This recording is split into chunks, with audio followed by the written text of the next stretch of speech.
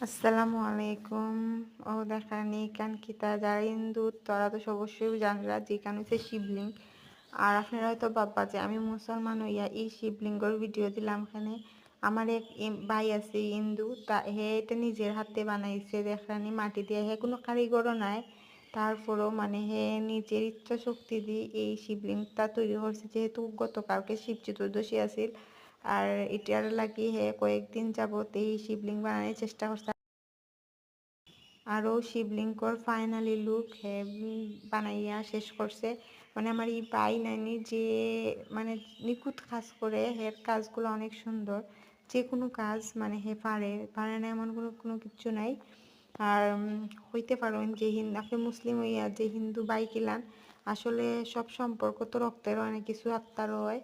তারা হিন্দু হইতে পারে কিন্তু তারা খুবই বালা। বা আমি মুসলমান, তারা আমার অনেক আদর করে, যেহেতু আমি মনে নিজের ভাইয়ের মতো মায়া করে। যাই হোক, এর ও হাতের কাজ একটা দেখানি লাগে ভিডিওটা দিলাম। বালা থাকবে সবাই, আসসালামু আলাইকুম।